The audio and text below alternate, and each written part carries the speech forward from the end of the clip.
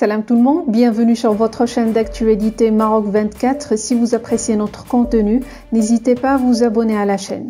Aujourd'hui, lundi 6 mars 2023.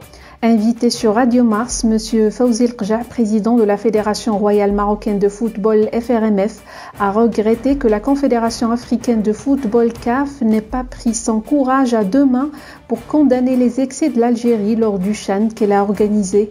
Il a indiqué que la FRMF fera appel de la décision de la CAF. Plus de détails dans cette revue de presse tirée d'un article du journaliste Mohamed Jawad El-Kanabi publié sur Express. Il y va sans dire que le championnat d'Afrique des nations des joueurs locaux, CHAN, qui a eu lieu au mois de janvier dernier en Algérie, a été émaillé de plusieurs péripéties antisportives. Certaines ont valu au Maroc de ne pouvoir y participer, et en premier lieu le refus de survol du territoire algérien par un avion Royal Air Maroc, transporteur officiel des équipes nationales, et ce malgré les demandes formulées et reformulées par le royaume aux intéressés, et particulièrement à la CAF, écrit Express. En ajoutant, on vous fit du discours politique anti-marocain et pro-Polisario de Zweli Mandela au cours de la cérémonie d'ouverture, ainsi que des slogans injurieux racistes et haineux à l'encontre du Maroc, scandés à l'unisson par un public remonté par les autorités algériennes pour ce faire, et composé principalement de militaires en civil. La Confédération africaine de football, CAF, a publié samedi dernier la décision de son jury disciplinaire, présidé par Raymond Hack, Afrique du Sud, et comprenant Youssouf Alidja, Comores, et Badji en tête, Congo, relative au championnat d'Afrique des nations pour les joueurs locaux, CHAN.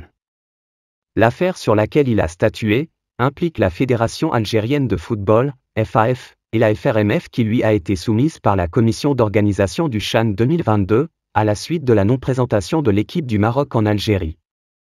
Concluant que l'équipe des joueurs locaux du Maroc n'a pas été en mesure de voyager et de participer au CHAN en raison de circonstances totalement indépendantes de sa volonté, et en tant que telle, aucune sanction de quelque nature que ce soit n'a été imposée à la Fédération royale marocaine de football.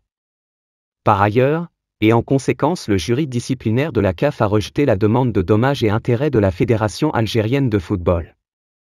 Sur la question concernant la déclaration faite Zweli Mandela lors de la cérémonie d'ouverture du CHAN le 13 janvier 2023, que lui avait soumis la CAF pour un complément d'enquête, le jury disciplinaire a considéré de ne pas retenir la responsabilité du fait d'autrui à la Fédération algérienne de football, et que les dispositions de la responsabilité objective ne pouvaient pas être prévues et ne devraient pas s'appliquer.